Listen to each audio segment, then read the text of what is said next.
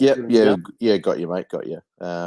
Perfect, beautiful. All right, well, I reckon without further ado, we'll get the show stuck in straight away, I reckon. So hang on, I'll just press to go live on YouTube, do the usual couple of seconds of dead airspace, and then we'll get to it, mate. You ready? Let's do it, mate.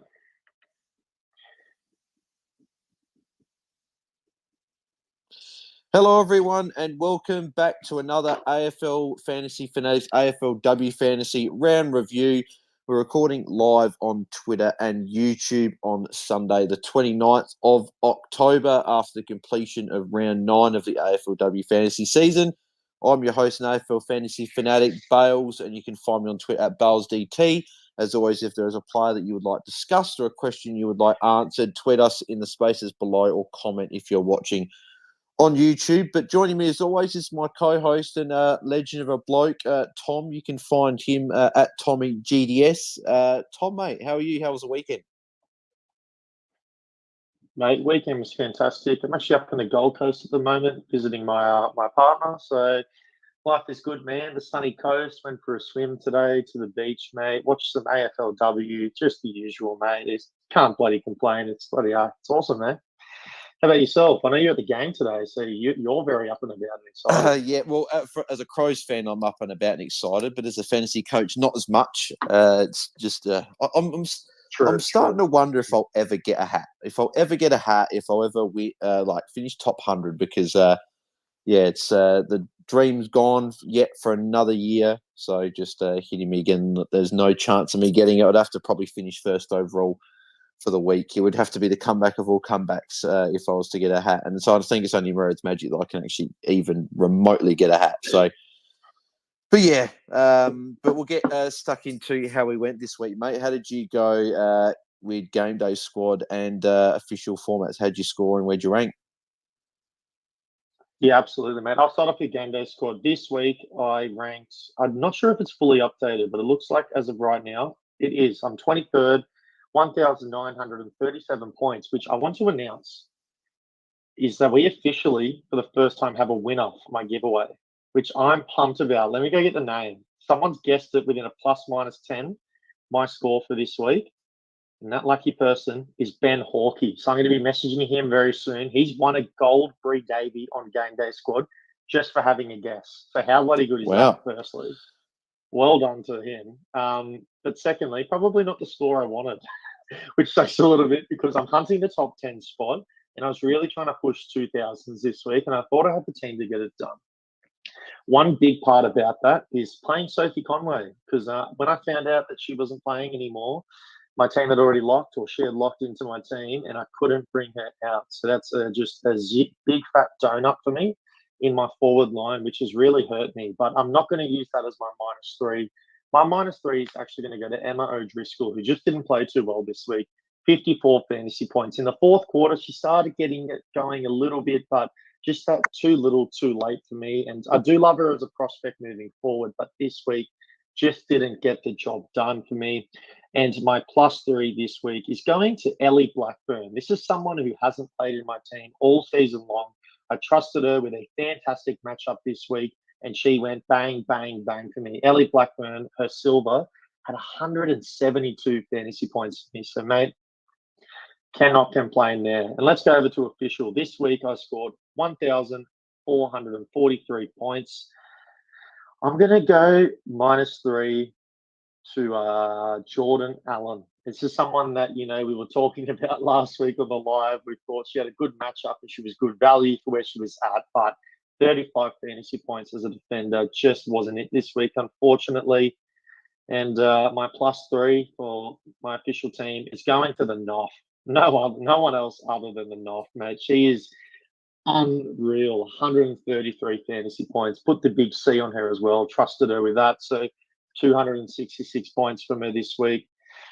Yeah, mate, that wraps up my fantasy week. Just a little bit subpar, I would say. But, there's good things. Just, it's unfortunate, mate. It's just how the cookie crumbles out. Yeah, exactly right. Well, I'm actually going to go, normally I'd say official first, but I'm actually going to say GameDay Squad first, because for the first time this season, I finished in the top 10 for the week. I finished 8th for the week, with a score of 2,000. Let's go. 2,080, which is fantastic. I'll be getting my pack at some point in the next couple of days, which is nice. Normally, we don't have. I haven't got any packs this season, but good to finish top 10. Just frustrating if I had Ellie Blackburn silver over Anne Hatchard, which I really contemplated doing, or even if I put a Kiara Bowers in there, I would have actually finished inside the top 3 for the week, and I would have scored about 2150. So a bit disappointed there, but hey, still finished 8th, which is great. That put me up. I think it would have put me up a couple of spots. I only went up the one spot. I went up to 19th for the season. But more importantly, closed the gap to you, mate. Only 204 points between us. So I don't think I'm going to get you. But it's good to at least have a better end to the season. Official's been a bit depressing for me the last few weeks. Started so well, week 1 ranked 190th around there, but just slowly, just losing rank. Scored 1471 this week. Put me down. I was 594 last week, put me down to 650, so that put me down 56 spots. Just a few floor scores again, unfortunately, for myself.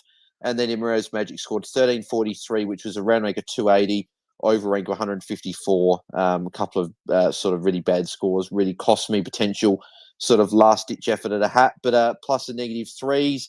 GameDay, I'll go for each format this week as well. So GameDay Squad, my +3. I'm going to give it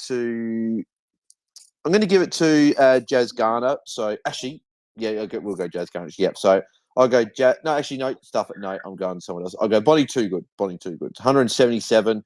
She's just been the rock in my side this year, just having her continually pumping out big scores week after week. -3.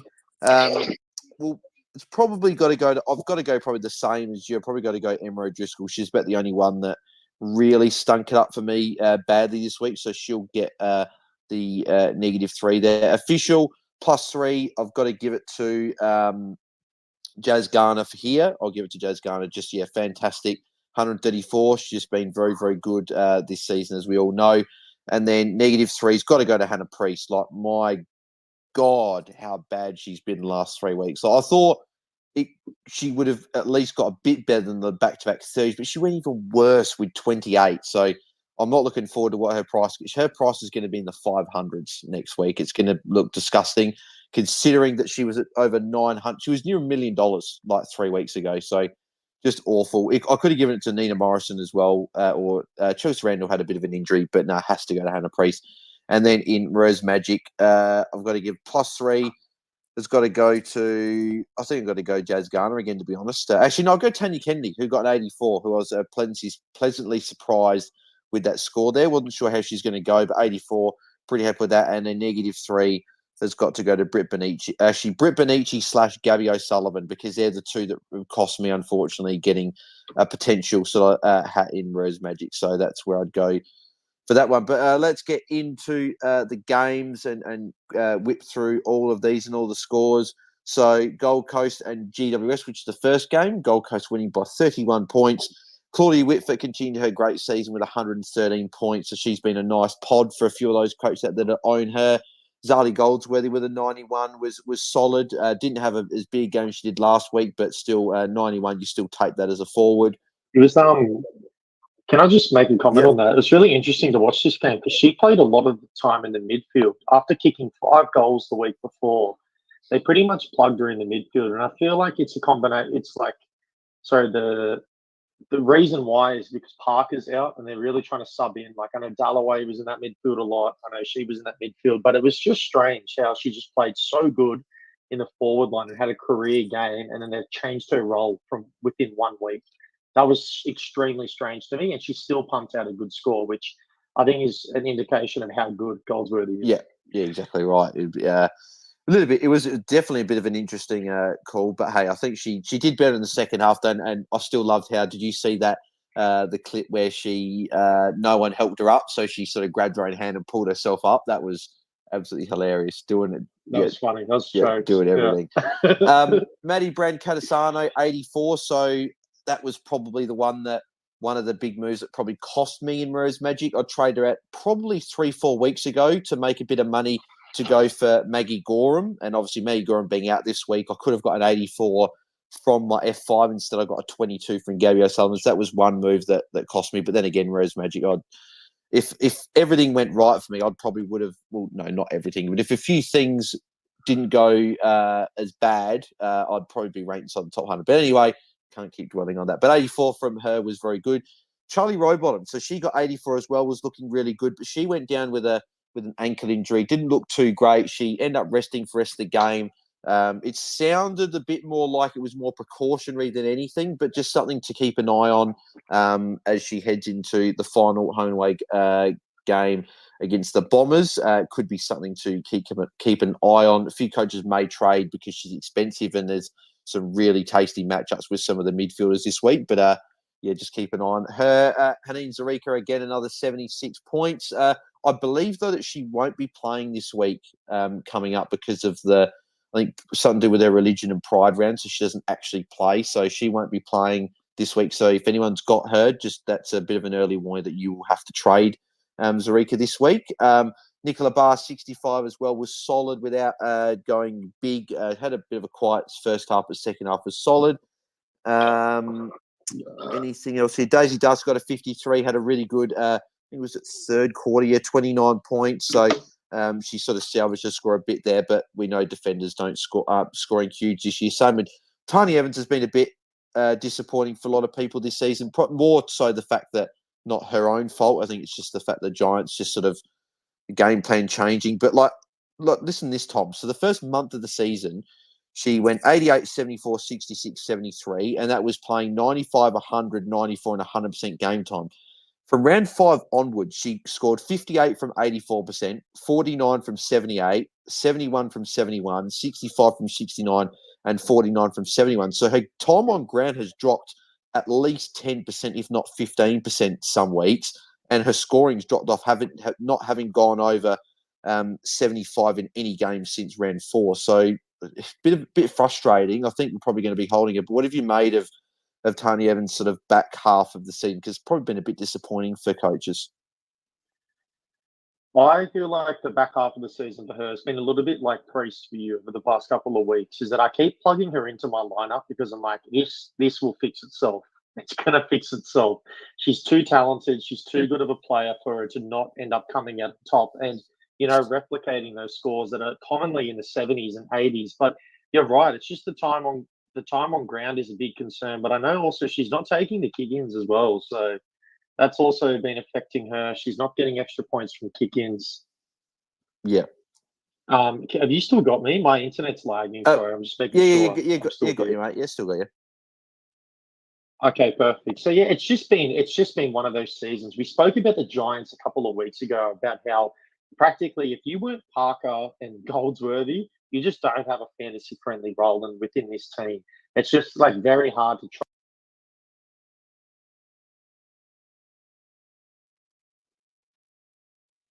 Oh, Tom, we may have lost you there, so I couldn't quite hear the last part of your sentence. So maybe try and duck out of the space and duck back in. I can re-add you, so that might be what we'll have to do. I'll keep pushing on with a couple of names here, though. So Tani Evans, so we mentioned Tani Evans there with 49. Izzy Huntington had her best game, I think, of the season. I'm pretty sure, with 47, 1 goal, 3. So her best game as a Giant. It could have been a bit bigger if she had a few of those chances gone through. But yeah, so she scored a 40 in round 2. That was her only other score above 40. So, but no, good to see a better score there, and she'll go up a little bit in cash this week for those coaches that still have her in their side. And then finishing off with a few here. So you got Renee Karras got a 42 if people still got her on the bench. Fleur Davies got 32 as well. So a few people still got her on the bench. And I believe that is it as well. So Tom's obviously done that. We'll get Tom back soon. But because I want to speak to Tom about this. I still don't. The one thing I said in our Discord group chat for AFLW Fantasy was I don't get why Fleur Davies and Darcy Davies are continually called Davis. I don't know why that is. That's more of a British thing. I don't know if it's the correct pronunciation or not. But I've just seen Davies is always pronounced Davies, but Davis is a bit different. But there you go. We'll move on to Melbourne and Fremantle. So Melbourne winning by 33 points. Kiara Bowers returned with a massive score of 127. She only played the 74% game time, so a bit of an increase from last week, but she was definitely back. 22 touches, 13 tackles, 5 marks. And as Tom comes back, mate, what did you think of Kiara Bowers' game on the weekend? Because she was certainly back. Yes, she was definitely back. This is one that I flagged as a big concern going into last round. And just out of interest, did you end up starting Bowers? Because I didn't. I ended up putting her on my bench. I was tossing up bronze Hatchard, silver Blackburn, and silver Bowers, and I went bronze Hatchard. I just thought maybe this would be a game that really suited her, but she still scored well, 108 GameDay Squad points as a bronze, but certainly wasn't a match for Kiara Bowers, who I'm just getting up the silver version in GameDay Squad. The silver version in GameDay Squad scored. Okay, while my computer completely... 147 as a bronze. Yeah, 147. So as a silver, she scored 161. So a big score there. Yeah, wow. So she played fantastic. And the funny thing is only 74% time on ground. And, we're used to her playing around that 90% time on ground Bowers. So she was just dominant. But it was the tackles. I think we knew she was going to tackle hard in this game. She really tackled hard. She got double-digit tackles, but 19 kicks to go along with it. Yeah. And you can just see they're just ramping up her workload. So next week she could be a weapon start. Yeah, she got in your lineups. I'm loving it. Yeah, she got Sydney next week as well. So I think she's going to be a pretty popular trade-in for the final week of the season. I'm certainly looking at bringing her in. And mate, I think I recall someone on the Tuesday night show saying that I'd be buying Kiara Bowers and getting cards because I think she may work herself back. If not, you have one for next season. Do you remember someone saying that, mate? I'm trying to think. Gosh, there's got to be some dude, maybe.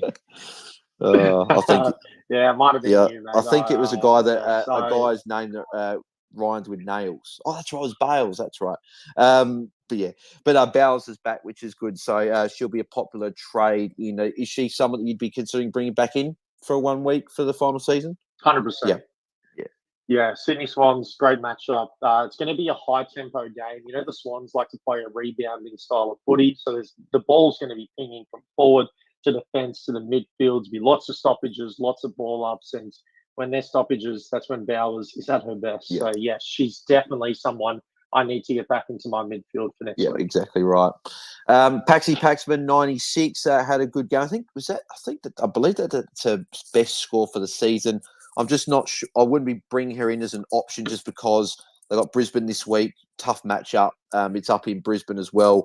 And just quietly as a Crows fan, hopefully the Lions can get the job done and then hopefully the Crows beat the Eagles, which I'd imagine they will, which would give the Crows top spot and the best chance if they're to win the finals, a potential home grand final, which would be nice. And they'd get at least 2 home finals as well. So I think they've already locked in 2 home finals anyway. But Paxi, that was a high score of the season, which would be good if you've got her, but I just wouldn't be bringing her in with Brisbane coming up this week.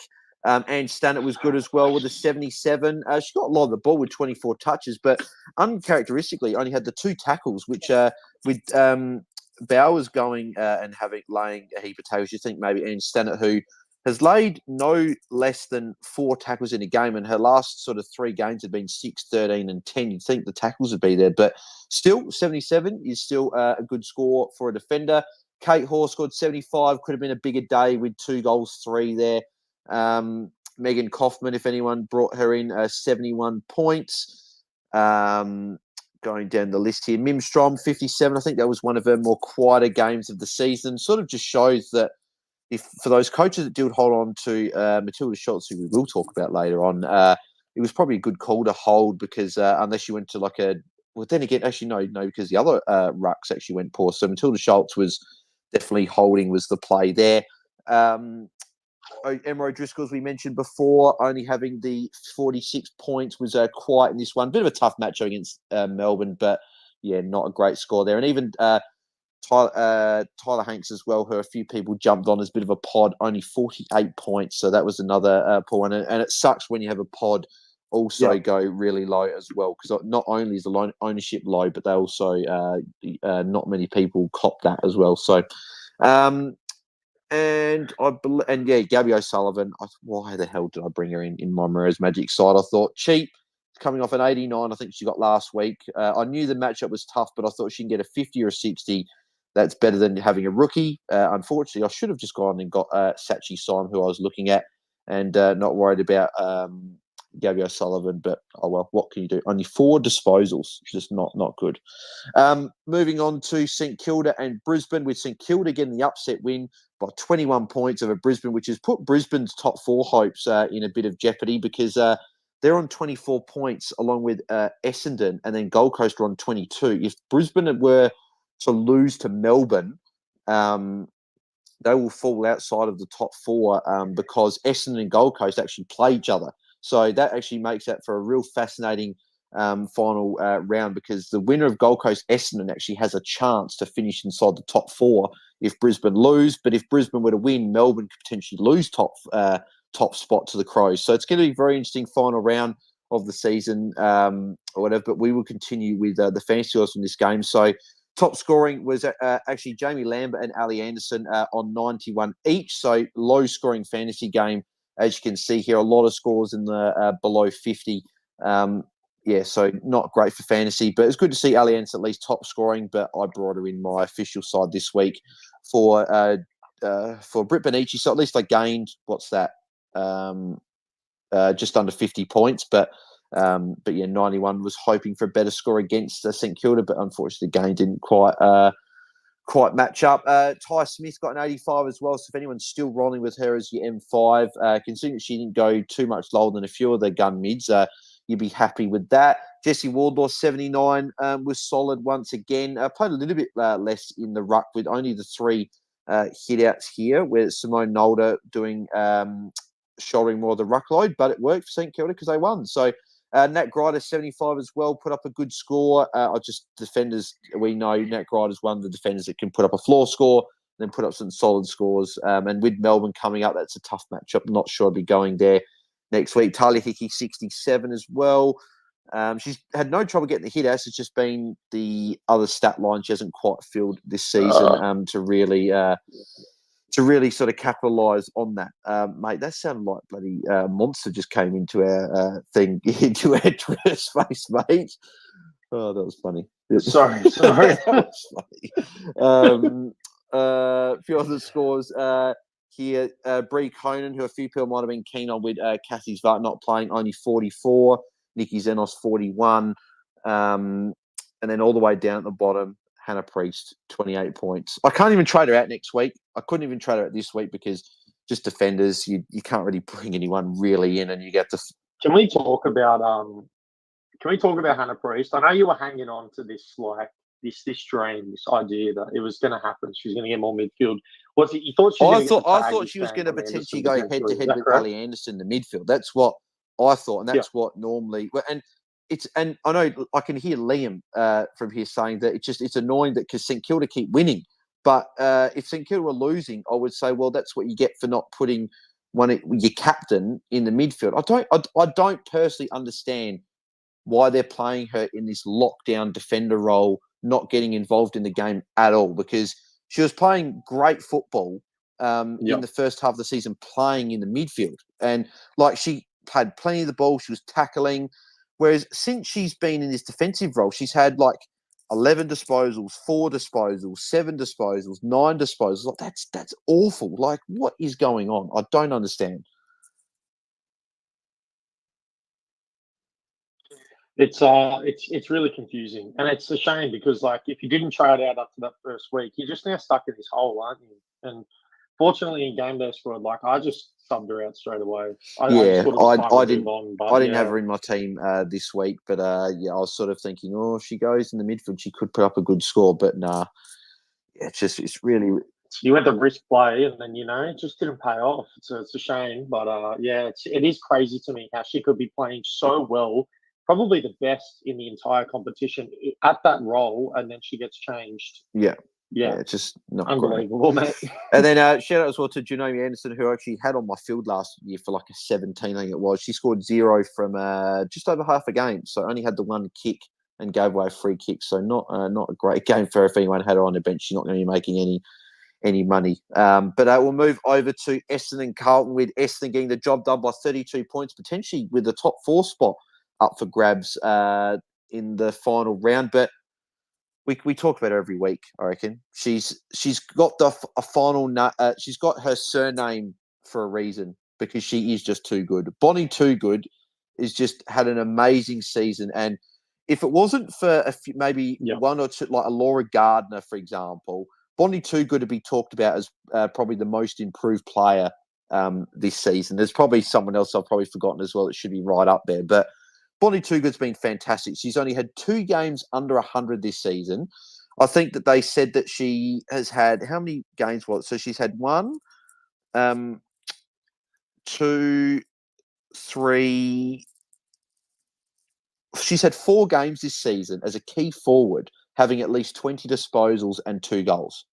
It's ridiculous as a key forward. I know she's listed as a key forward, but she is so much more than that for the Essendon Bombers. If you watch her play, just the way that she dominates, she is everywhere in the field. Like, she's almost at times like another on-baller, but she's just always presenting an option down the line. Every time the Bombers need someone long to either just to contest to half the contest and then reset, or whether to take a mark and just outmark everyone, it's always Bonnie Too Good, and she's linking the play from that like exit D50 into their forward line, and that's why they're playing so good, because they have Bonnie Too Good. And when they're doing those dump kicks down the line, she's either halving it or winning those contested, and that is just invaluable as a player. And the best part is it's converting into fantasy points. So as you said, she's been fantastic all year, and she is definitely locked in as a top 3 forward, irrespective of what happens like next round. Like, she is just that good. I think she's top 2 forward. I think she's number 2. I know Goldsworth's been really good, but I've got Bonnie Too Good above her, just with the consistency of the hundreds each and every week. Consistency there. So, but like, she filled the stat lines: 2 goals, 20 touches, 8 marks, 8 tackles. Like, it's just perfect. Like, I'm just annoyed that I'm not actually going to be able to own her at all this season, really in any format, which sucks. I had the chance to get her this week by going, if I went Morrison up to Too Good, but that would have been my only upgrade. I wanted Hatchard this week, but yeah, Bonnie Too Good's been fantastic, and those coaches are the top 100. She would have played a big part in that. So kudos to those coaches that jumped on her. Manny Prasparg's had a solid game with 28 touches, 94 points. Abby Mackay as well, 94 points.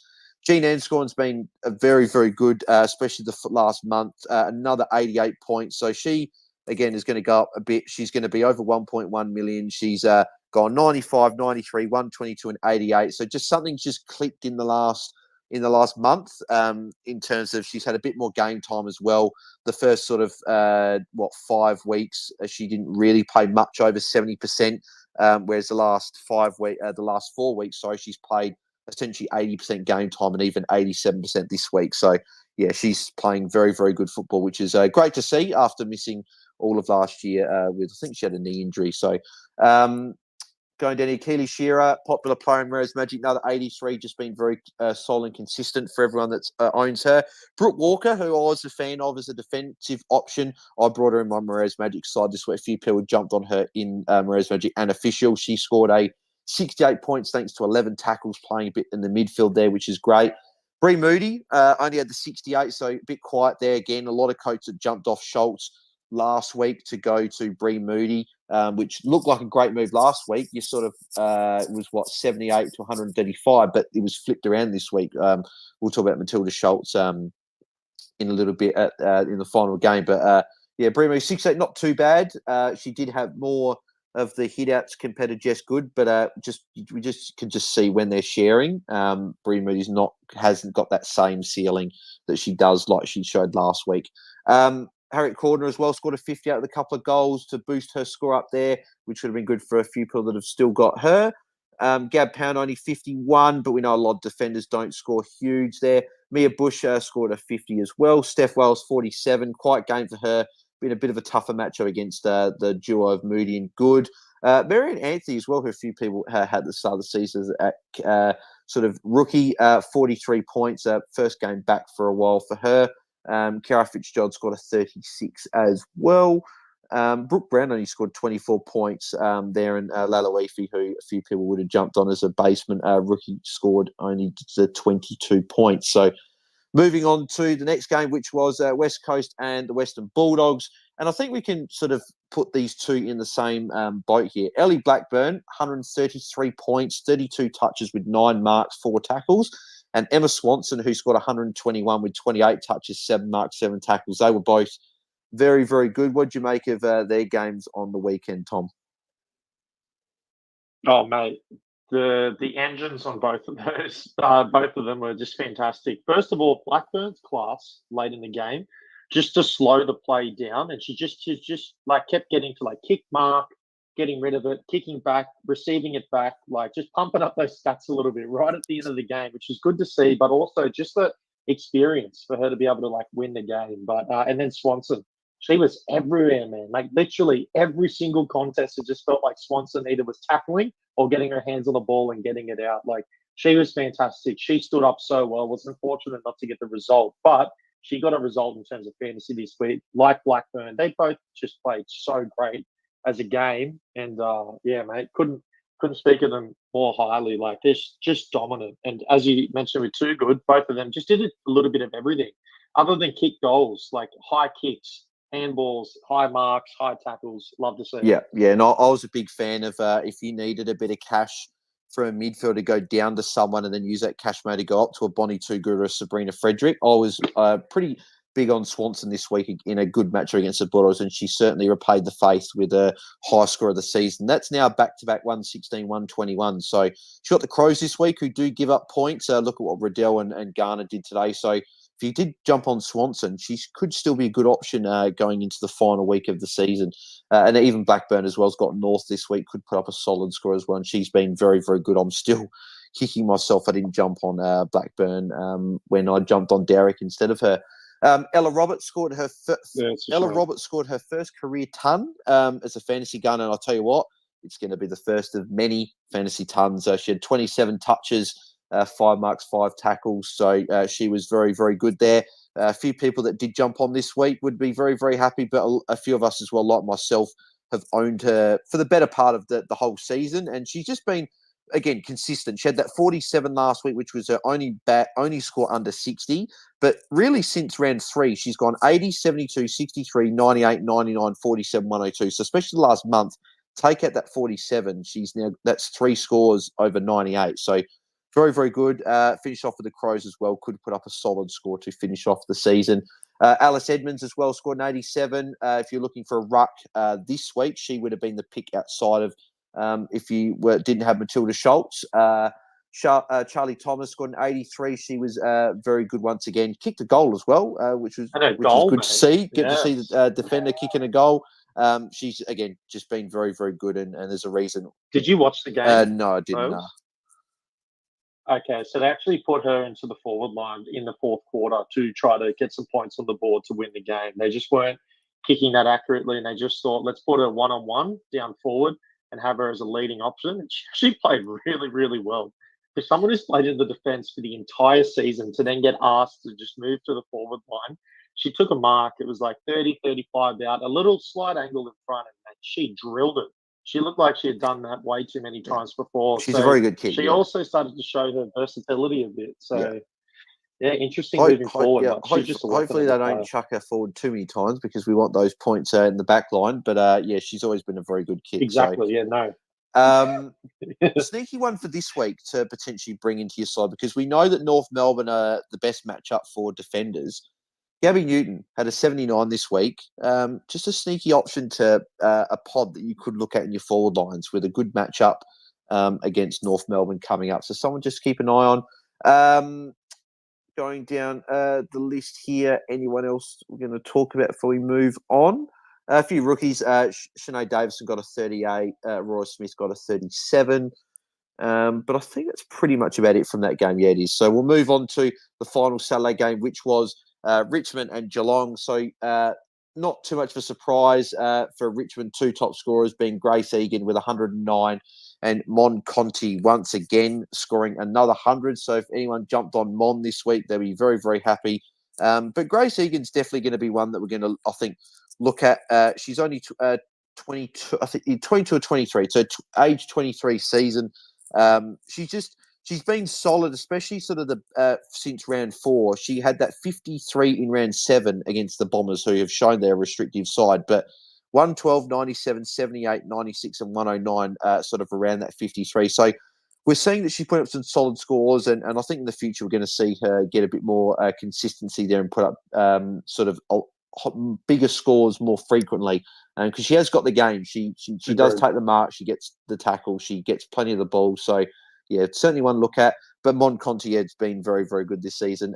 Georgie Prospar's got a 93 as well. It's just, again, surprising. Kicked a goal, 27 touches. You're thinking, yeah, Georgie would have gone 120. But 2 marks and 2 tackles. She's not a huge marker of the ball, but only 2 tackles, which is surprising. So could have been a really big score. But 93, solid enough. Got the Hawks this week. Could end up finishing with a big score there. So if you've still got her, I think she's probably a hold for the final week of the season. Isla Sheeran scored an 88. So that was her best game of the season. It was good to see her after responding. Good to see her, responding after a 47 the week before. That was the first time actually all seen she'd gone over 80. So good to see her do that. And really, since round 5, another one that's been really good. So she's only gone once under 70 from round 5. So we're talking about defenders sort of putting up these floor scores, and she put up one last week. But around that, she's been really, really consistent. So been a pretty solid pick for those coaches started her this season without putting up those huge ceiling scores.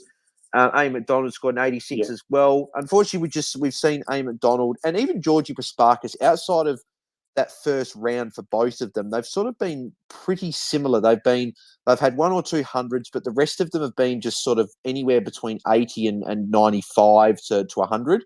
So like Amy McDonald, since round 1, when she got a 127, she only had the 200s. She's had plenty of 80s. She had 2 90s and then the 173. The one score of 73 in round 3.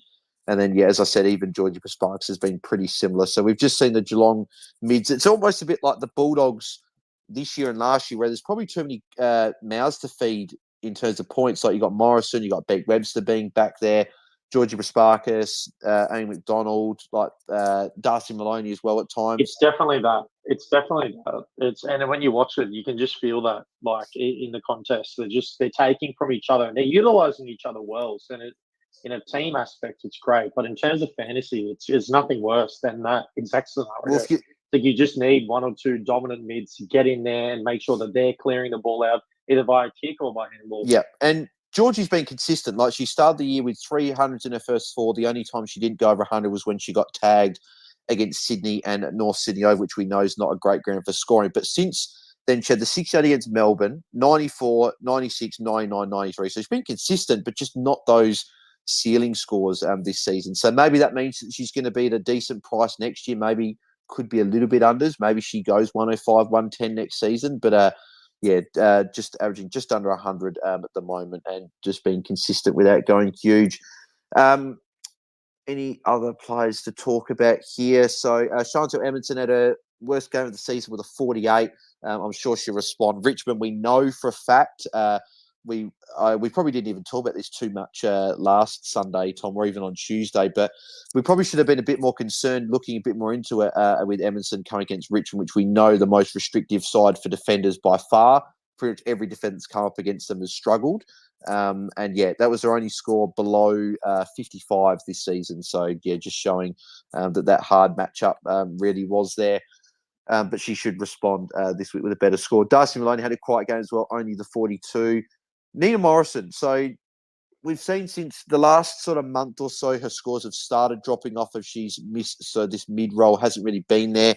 Again, she started really, really well this season, 97, 90, 99, 110, 101. But from round 6 onwards, she's gone 59, 82, 63, 39. So one score above 70 is not very good. And she was in amongst those top sort of 3-4 forwards, but now she's completely fallen out of the top 5. What have you made of her sort of back sort of part of the season? And I think you probably agreeing that you probably just got to hold her for the final game. Yeah, I think it's a little bit like if you are stuck with someone like Morrison now, it's too little too late. I would like to say, I know you were about her for the past couple of weeks, but I said it's time to let it go. I did say I would be trading out Morrison. I didn't like the matchups moving forward. I just didn't think she was going to score. And a big part of that is you just look at the disposals. She averages 21 or nearly 22 for the season, but as you mentioned, just go through the past couple of rounds. We've got 16 and then 17 disposals, and a lot of those being handballs at times. Yeah, and the tackles as well. Only the one tackle in this game. That's normally she tackles a bit more than that. So, yeah, again, for me, another trade that I probably should have done is I should have really looking at it, held Benici, even though she's had a poor game. We'll talk about her in a sec. But I should have gone Morrison up to Frederick. But then the better way would have been kept Sparkus, gone Benici up to Hatchard, and then going Morrison to Fredericks. But again, hindsight's a wonderful thing. Yeah, in saying that, I guess, I do agree with you. If you have her now, the upside is there in the Hawthorn matchup, and I wouldn't be panic trading now because just if you look at the price, like it wouldn't be worth doing so. Yeah. I think the only trade you could maybe look at is maybe you could go Morrison to Gabby Newton if you're looking for a pod. Or even Chelsea Randall, who's got West Coast this week. But then again, maybe do they need Chelsea Randall in the midfield this week? So that's probably another flag that we talk about when we go through the Crows players in a sec. But being Chelsea Randall being the only one. But then again, they do probably need as much percentage as possible if they want to finish on top of ladder. So maybe they don't. But yeah, so anyone else here we're going to speak about? Doesn't look well. Gabby Seymour only scored 10 points. I think she got injured at the start of the game. I think she's going to end up playing 33% game time. So I didn't watch too much of this game, but clearly something was hampering her from the start. So if anyone did have her as a pod, that unfortunately wasn't quite what you were hoping for. But moving to the Sunday games, so Sydney getting the win over Collingwood by 19 points. That's sort of a bad loss for Collingwood, and it's put Sydney in the top 8 now. And there's a chance, mate, that your Swans could be playing finals in their second season. Hey, what do you mean it's a bad loss? We don't want to say it's a bad loss. It was a great win for the Sydney Swans. Up the Swannies. It is a bad loss for Collingwood because Collingwood, if they win that game, they're only percentage outside the top 4. And if Brisbane were to lose and Collingwood were to get, say, percentage, who Collingwood even got next week?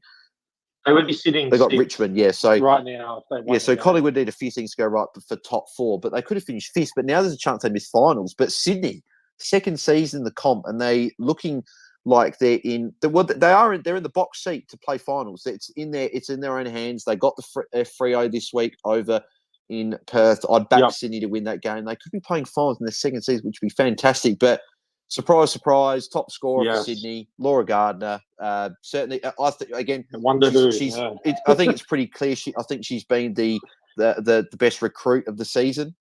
She's gone into Sydney's midfield and just completely dominated and really put herself into that sort of upper echelon of midfielders. And a lot of people probably just think, oh, she just racks up the stats and she has like 30 touches a week or whatever. But she does everything else. She gets tackled, she gets in and under, but she also uses the ball quite well when she has it. So I don't exactly know what her disposal efficiency is, but I think it'd be pretty high because she certainly hits a lot of targets when she's got it. She's only gone under 100 twice this season, and they've both been 90s as well.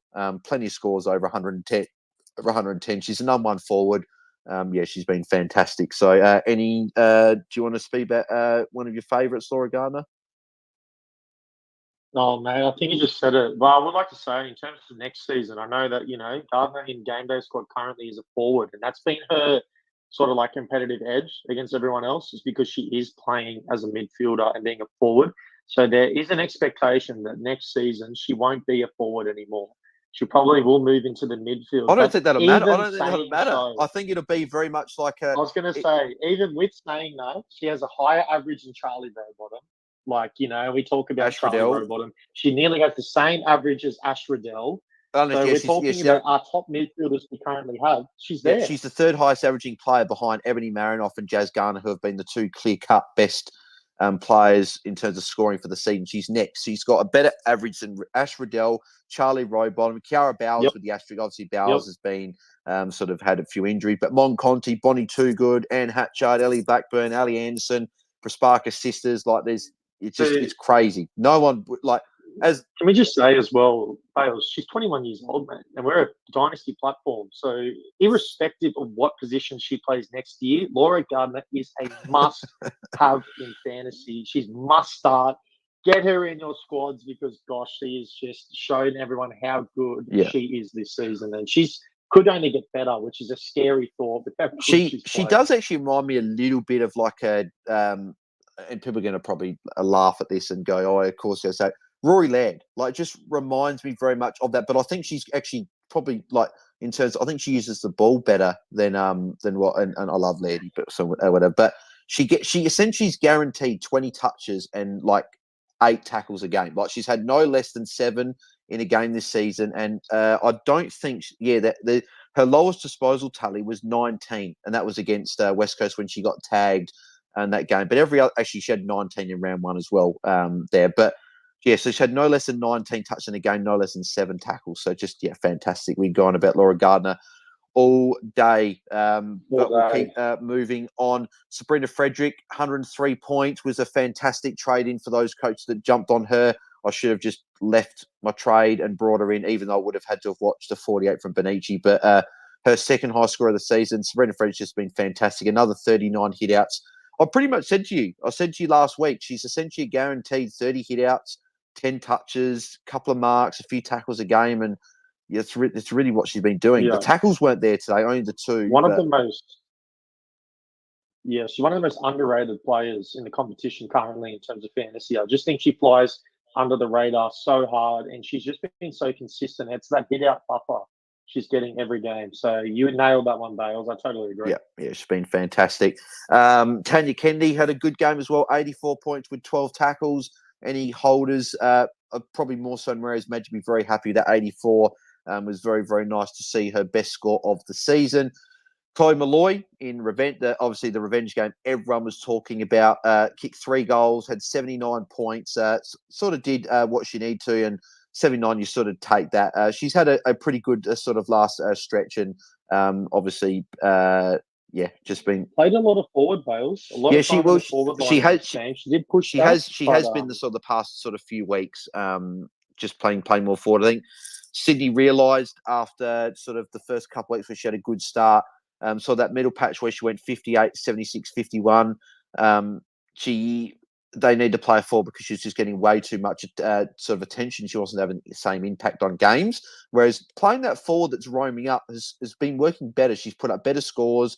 She hasn't gone below 70 in the last month. And it's probably a good thing because I think she could be, she's looking like she'll still be a forward for us next season. So that'll be good. At least we had to keep her in the forward lines. And then GameDay Squad, she was a midfielder. She may become a forward next season. GameDay Squad, which would be fantastic because I've got the I got the first ever packed silver Chloe Malloy, so that's always nice there. Ella Heads with a 77 was good once again. It's back-to-back weeks of good scores. She's got a good match as well against Free next week, so again could be someone that you look at as defender option. Has been pretty solid this season. Bree Davies 70, lower score for her there. Sarah Rose 67. A few lower scores from the Collingwood players here. Britt Benici, a 48. For what people are saying was that she got winded pretty heavily in a bit of got crunched and didn't score too much after that. So that might have been a bit of the reason why. Looked like a good matchup. Got the Tigers next week, so maybe you look to move her on and bring in someone else next week. But hopefully she can respond with a better score.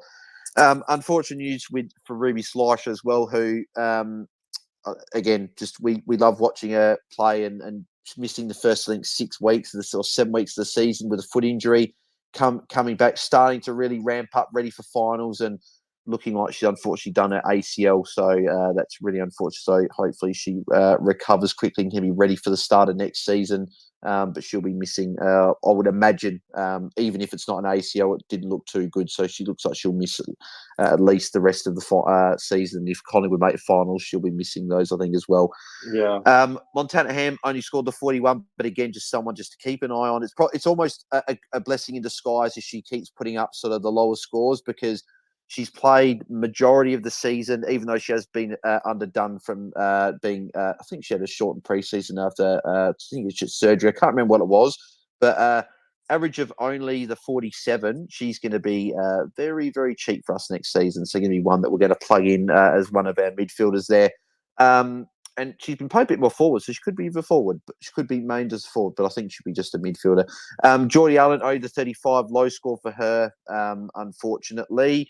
And I believe that is it from the games. Also move over to one of the games of the season. I was very frustrated as a Crows fan. We didn't play too great, and the umpiring, let's just say, quite a bit quietly, was absolutely abysmal. It was very, very bad. We got shafted. But anyway. Can I actually make an announcement quickly, Yep. Bales? I thought about, I'm running this competition every single week. So I gave away a gold Bree Davy this week. And I've got to move on. I've got to put up a new card. And I had a look, and I don't have too many good gold silvers to give up. But what I do have is a bronze Ash Riddell. So I think that's what I'm going to put up for this week. Ooh. I'm going to wager my Riddell. So if someone wins it, then I'm actually not going to own a Riddell anymore. But I'm happy to do that because I want someone else to own it. So there you go, mate. Yeah, I think that's the one. So make sure you're following me. I know Bales had a crack at it this week. And honestly, if Conway played Bales, you would have got pretty close. Yeah, what was your total score in the end?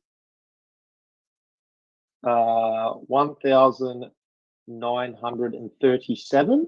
And I think someone guessed 1,944. That was the person I announced before. Yeah, and I guessed 1990. So if Conway got 60 or 70, then it could have been really close.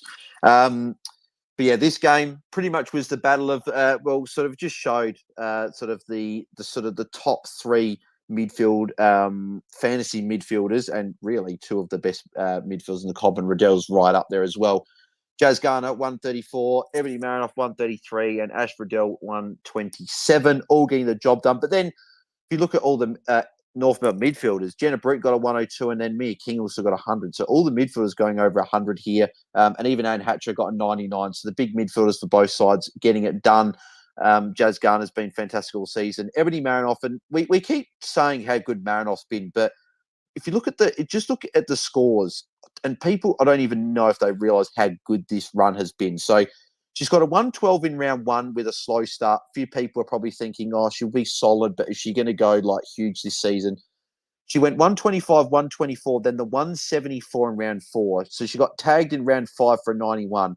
Since being tagged, she's gone 153, 132, 138, 133. I was saying she's a walking 120. I should be saying she's a walking 130. Like, it is ridiculous. She's gone one score below 124 since round two. One score below 124 since round two.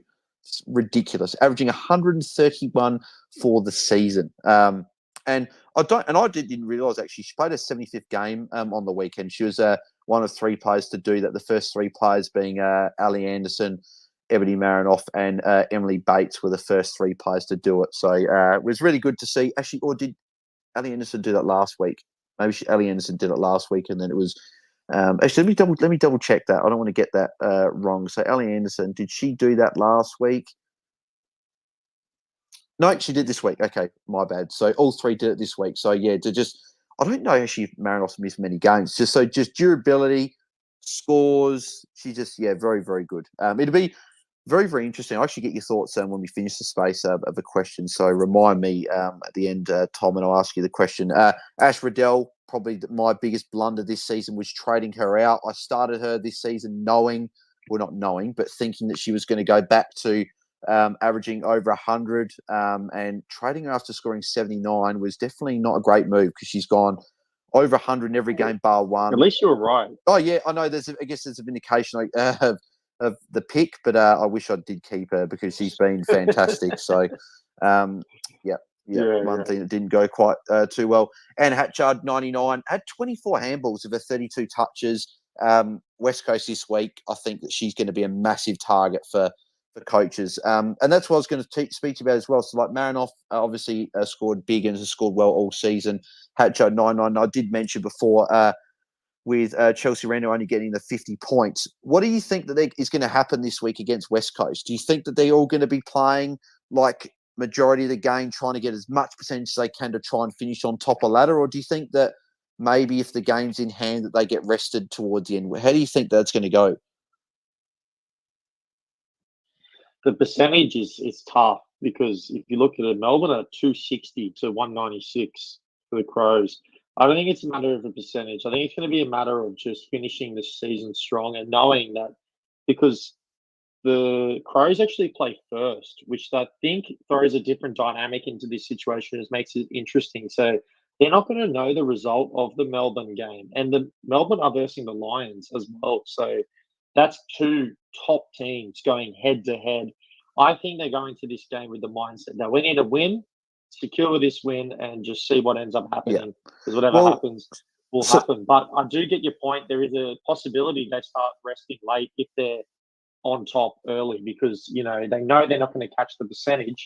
They just know they need to win. So will be interesting to see, Bales. It's a concern. So we're going to go into like a little tangent here. So like in terms of percentage wise, but looking at it here, so the Crows were on 210 before the game started, and they dropped to 196 with a 3-point win. So if something similar was to happen to Melbourne and they were to just win over the Lions or whatever, their percentage would drop to probably somewhere around that 240 mark, 245. Because the Crows dropped 15%, Melbourne have got a lot more. They might drop close to 240, maybe 235.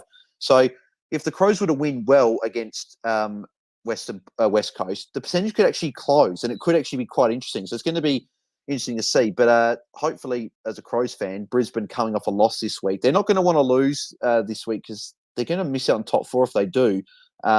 Even if it is a draw, because Essendon, if they draw, they'll still go above Brisbane. So Brisbane won't want to go into finals losing back-to-back games. So they're going to want to win, and being up in Brisbane. So, yeah, it's going to be very interesting. But we'll continue with these. Neve Kelly has been very, very consistent this season.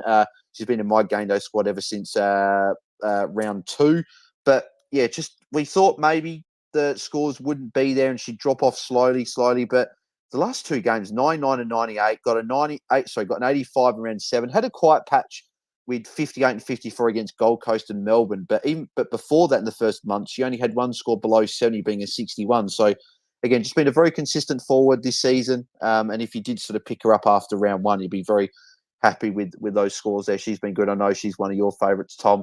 Emma Carney, 64. Again, just sort of fitting in with all those defenders, sort of just been getting...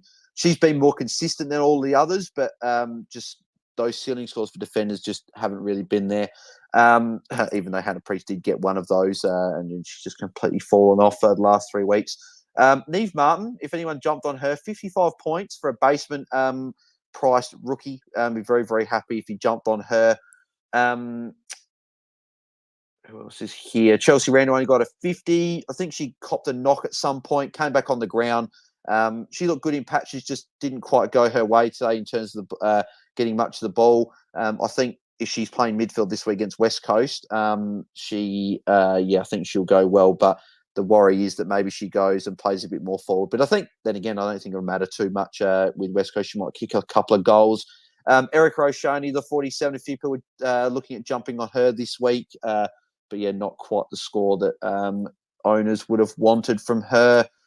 And I believe that is it from that game as well. So we'll move on to the final game, which was Hawthorn and Port Adelaide, with Hawthorn getting the job done by 8 points in a bit of a topsy-turvy game. I think it was Port led at quarter time, Hawthorn led at half time, Port led at 3/4 time, then Hawthorn led at full time. So, but top scoring in this game was sort of the ruck sensation this season, the rookie ruck that we all started with, or most of us did anyway. Matilda Schultz, her first career ton, and it was her first score over 85, and her first score over 80 since round 2. So she was fantastic. 17 disposals, 7 tackles, 34 hitouts, and more importantly, didn't give away. And actually, to be fair, we were all sort of saying about how Matilda Schultz was giving away free kicks in the first sort of 5 weeks, where she gave away 1, 1, 4, 2, and 5, and then 3 in round 6. Her last 3 weeks, 0, 1, and 0 frees against. So she sort of cleaned that up as well. So what have you made of her, sort of her first season in general? Fantastic. Great. I've had her in my official team all season. No, I can't lie to you, mate. I know that there were some dips and some ups and downs in terms of the season, but you just look at the talent. Matilda Schultz is just so great. She looks like she's going to lock down that number one ruck role for many, many years to come. So in terms of the dynasty, I said great. In terms of her performance this year, I think she outperformed, as you said, the expectations that people thought. Came into the league as a rookie. We weren't too sure what she was going to get, but if I'm not mistaken, she played in a sample and she dominated. So Yeah. for people who have seen her play before, they're probably not as surprised as some others who, haven't seen her play in the sample. But I know she was like the hit out leader in the sample last year. So she definitely had the talent. She definitely had all the intangibles and the tangibles to make sure that this season was going to be great. And as a first season in the AFL to build on AFLW, to build on, just so great. Like, what a great player. And there's going to be a player in many people's lineups for many years to come. She's quite versatile. She gets disposals. She wins hit-outs. Even lays a couple tackles here and there as well on her day. So, yeah, what more do you want from a ruck? She's the fifth highest averaging ruck this season behind Ali Morfitt, Bree Moody, Mim Strom, and Alice Edmonds. So she's in very, very good company. And considering this is her first season, it's crazy. And she's got a great matchup to finish as well against, I think, is it who have they got in the final week? Is it GWS? Yeah, great matchup. So Matilda Schultz could finish with potentially back-to-back tons, which would be fantastic. So, yeah, been very, very good. And I don't think many people would have expected her to be in the top 5 rucks for the season, because I certainly didn't. Emily Bates, 97. She's been very consistent with getting those 95, 96, 97, 98 scores this season, Emily Bates. Averaging 92, been a tackle machine this season. Had that one game around 7 where she only laid the 2 and only scored 39. But every other game she's been great. She's had 1, 2, 3, 4, 5 scores this season between 96 and 98, which is just shows how consistent she's been, besides that really poor score there. So, and she's got, who's she got to finish in? Geelong. So might finish off all right. Could be an option that's a bit cheaper there as well. Gemma Houghton has been fantastic for Port this season. Another score of 92. Again, one of those cheaper forwards at the start of the year. If people jumped on her, you'd be very, very happy, because she's put up some really solid scores in the back half of the season. 10 taggers for a key forward as well was very, very good. Lucy Wales this time put up a good score, not Steph Wales. So 89 points from her, 20 touches, 14 hit out, 6 taggers for 89 was very good.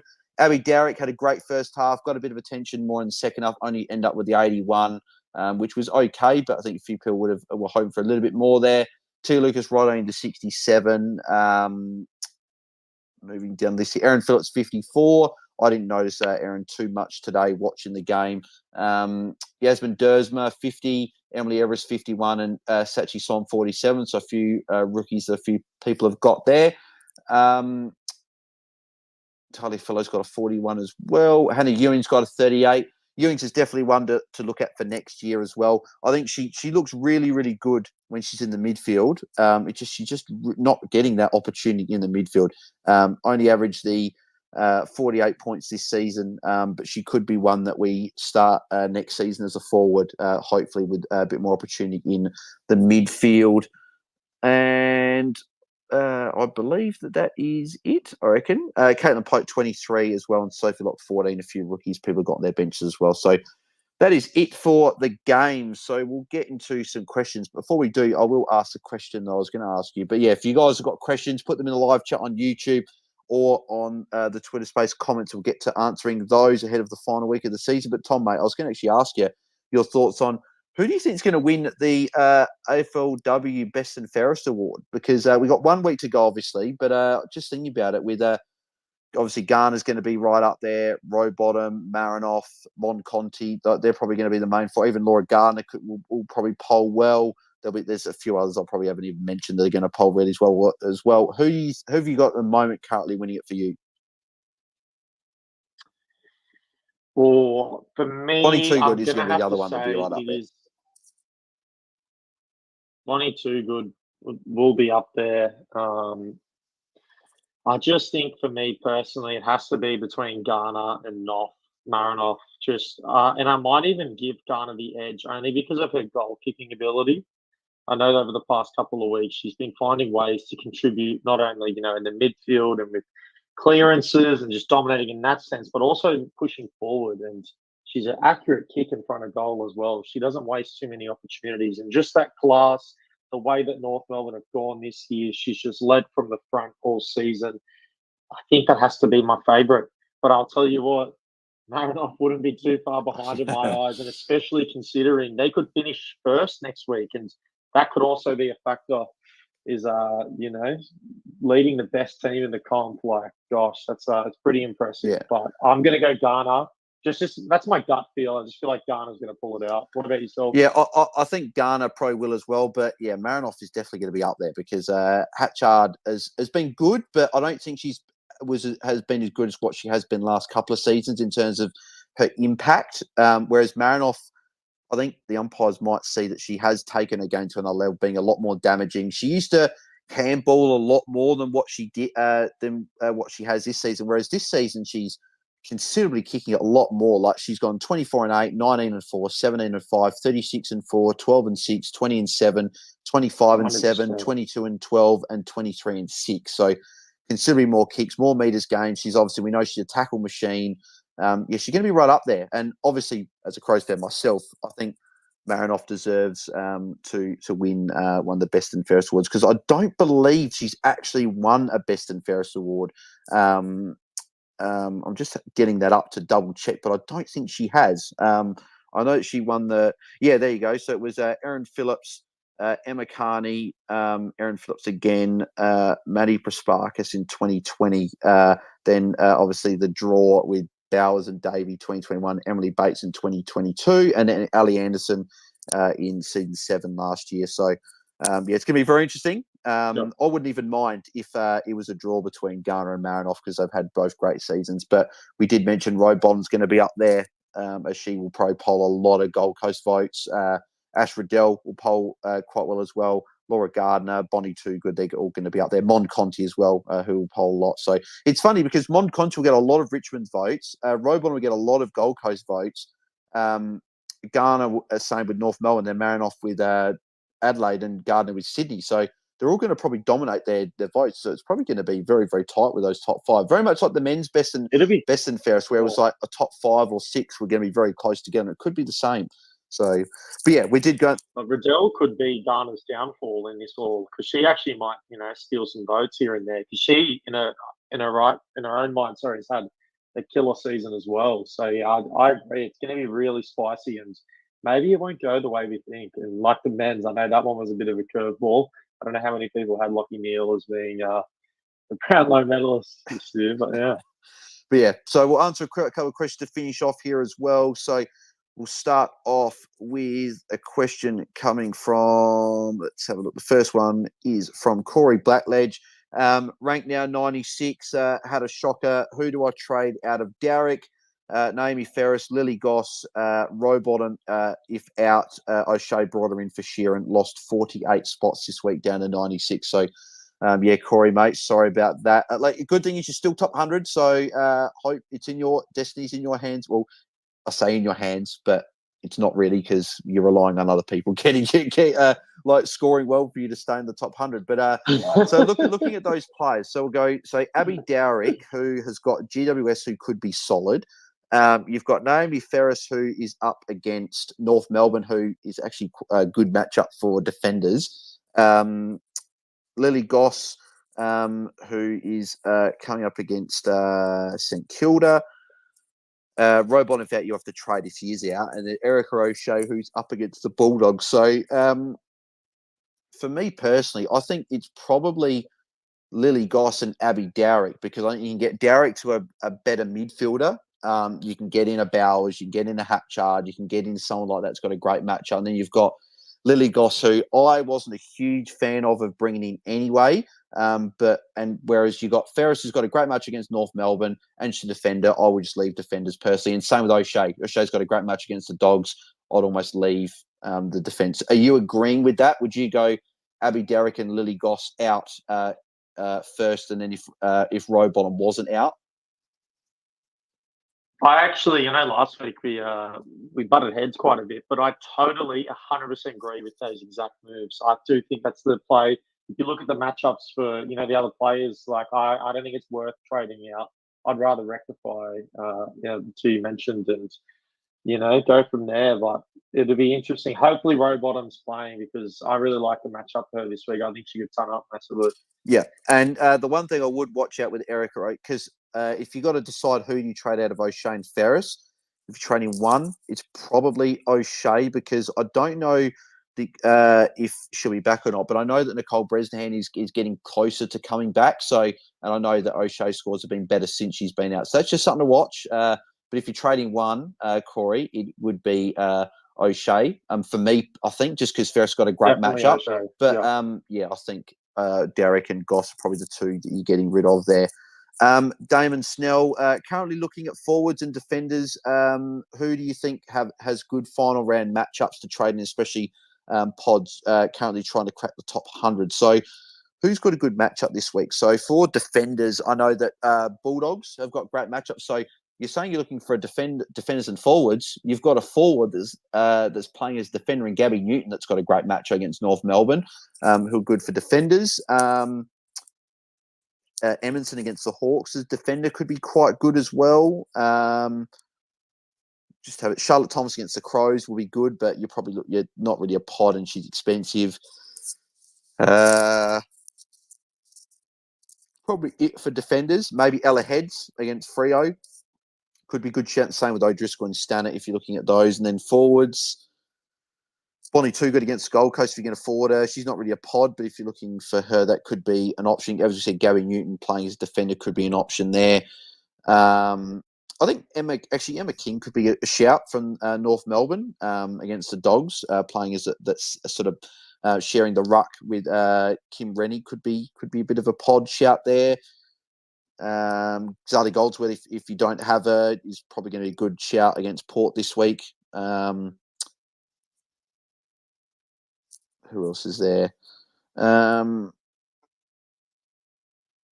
for real pods, someone like Eloise Jones or like Danielle Ponter, even Caitlin Gould could be, well, Caitlin Gould's a ruck, but Eloise Jones is probably the one that sticks out against West Coast.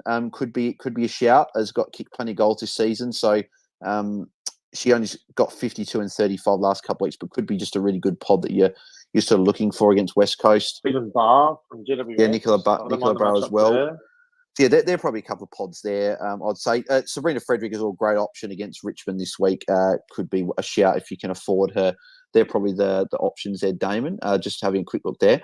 Shout out to a profile on Twitter called Find That Space, sort of tagging us in a tweet, showing us getting a few people to try and get involved with the space. So thanks for that there.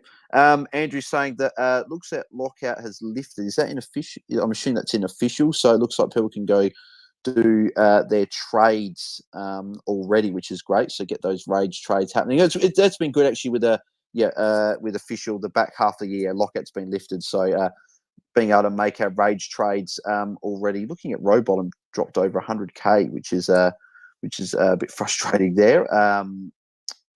Looking at a few price changes there. Wow, Nina Morrison went down to 792. Hannah Priest is 510k. Well, she's dropped 480k since she got that 120. Crazy times. That is crazy. I'll tell you what, if you're looking for someone that could be a defender option you've got and you can't go anywhere, maybe get Hannah Priest. I don't know. Then again, I can't even recommend it. I don't know. I'll tell you what, Bowers didn't go up by much, even though she had a pretty she's going to be a popular in 109. Well, one of my trades essentially locked in. We'll talk about our trades later, but going Ali Anderson to Kiara Bowers, that was already one that's locked in for me. But yeah, so we'll go. So Andrew's got a couple here. So he said Viv Sard or Beth Lynch. I don't know if I'm a fan of either. Viv Sard, last two of 27 and 39. Beth Lynch, a couple of speaking names mentioned here. Beth Lynch got a 91 on the weekend, but before that she went 45, 16, 44, 48, 43, 32, 33. So I wouldn't be going either Andrew, there for that one. And then Crockett Grills or to Brand Catasana. Oh, no, he's going, sorry, not going Viv Sard or Beth Lynch. He's going Viv Sard to Beth Lynch, Crockett Grills to Brand Catasana, and Sansonee to Tanya Kennedy. I am not a fan of those, personally. I don't know what you think, Tom, but I think that they're too sideways for me. Let me just read them. I've got them up here in front of me. They're a little bit too sideways for my liking. Kennedy. Yeah. Oh, it's tough though. Kennedy had a really great game. The Swans have Freo next week. Yeah, I did. I brought Tanya Kennedy in after. Well, she had a good game that week, but then she followed up with a couple of 40s. So just those defenders, you just can't trust them. I do agree with you. There's nothing there that stands out where it's like you must make that trade. I do think it's a little bit sideways. I mean, we can probably have a look throughout the week of some pods and other players we could put in for maybe a similar price range. Yeah, exactly right. So yeah, let's have a look. I reckon that's it. I reckon that's all the questions. There's actually none on YouTube, which is surprising. So I thought that we might get a couple on there, but nothing on there. So I reckon that's where we'll call it. I reckon we'll cut it there. So Tom, mate, what trades are you looking at doing in official this week? You had well, you might not have had too much chance to look, but is there any ideas? I love the question. I just had a look, and I don't mind this Anderson to Bowers sitch, or I might actually not do Anderson to Bowers, and I might try to go Benici to Bowers. I brought in Benici last week, and it stung me, Bales. I can't lie. I'm going to have to find some salary somewhere, but maybe, I'll try to go Benici to Bowers and then have a look at where I can get some salary. Other than that, I don't think there's going to be too many other opportunities. Maybe I get Allen out after the performance she had on the weekend, but I don't know where I'd go in terms of defense yet. In terms of a pod, that would be good value to trade her out. But Benici's gone for sure. So. Yeah. For me, I'm just actually quickly seeing if I can afford these here. So my plans that I've got in terms of trades for the week, unfortunately, I might be just short of the ideal trades of what I want to do. Because my plans were to go a rookie down, go Ali Anderson to Kiara Bowers, and then I was looking already potentially going row bottom with this injury, going to Ash Riddell with the Dogs, but I'm 34k short, and even if I get rid of Sachi Som, I can't even do it. So that is very disappointing. I can't actually do those trades, but I'll probably bring in Bowers. It would just be a case of, do I go maybe someone down instead, or do another trade maybe to get Riddell, because I just want Riddell back in the side. So maybe I just go screw it and just do another trade and just get her in. So they're the plans I'm looking at. But mate, thanks as always for jumping on as the co-host, mate. Got one more to go next Sunday, but where can the people find you on the socials and also enter the contest, as well as where can people find GameDay Squad and sign up? Yeah, absolutely. If you want a chance to win a Red Dell player card, I'll be posting my team this week or for the round later on in the week. It'll be on Thursday or Friday. And all I want you to do is guess what my team's score will be within plus or minus 10 points. So we had a winner this week. You got a Goldberry Davey. I've been hanging on to that one for a while, and I wanted to give it away. So I'm glad I could finally do that. Now it's time to give away a Riddell. Hopefully I can bolster someone's team, maybe someone who's new. But just have a go. It doesn't cost anything. Just literally guess the score, and you never know, you might win. Where you can find me to enter into that is at TommyGDS on Twitter or X. I'm not even sure what to call it anymore because the URL is still Twitter. The app's called X. But if you want more player analysis, especially, we're going to do a deep dive into some stuff on Wednesday on our YouTube for GameDay Squad. I have the honor of hosting a show with Bales and Jaden Pukowski, two absolute weapons in the fantasy game. So if you don't know who they are, definitely go show them some love on Twitter, on all of their socials. But make sure you're tuning in for that because, we'll be breaking everything down for the round and giving you some more advice for where you should head to for the last round of the season. It's upsetting, Bales. It's come so quick. I can't believe it, bro. Yeah. The whole season's done. But I'll leave my little rant to there, mate. It's always a pleasure coming on with you, Bales. Thanks, mate, for organising this all. Yeah, thanks, mate. Appreciate it. And you can find me at BalesDT on Twitter and Instagram. And you can also subscribe and find the YouTube channel, trulybailshd on YouTube. Make sure you do go subscribe over there. And if you're watching over there, make sure you leave a like on the video. If you did enjoy the Twitter space here, make sure you leave a like as well here and retweet the Twitter space. It's always very much appreciated. Thank you everyone that tuned in live and sent in their questions. We always appreciate the people that do listen live on a Sunday night and send in their questions and stuff. But if you are listening on the replay, back on the replay of it, thank you very much for tuning in as well. And yeah, we'll catch you for the final round review, which will be next Sunday. But it'll be a bit more of probably a season recap in a way, really. Probably do a few like awards and stuff that we'll probably do as well, mate. So looking forward to that as always, mate. But appreciate you jumping on and appreciate everyone tuning in. And we'll catch you guys on Tuesday for our obviously live show. Make sure you tune into that as well. But if not, we'll catch you guys on Friday for the final pre-lockout chat of the home and away season. So thanks, guys. Have a good week. And we'll catch you then. Let's do it. See you, legends.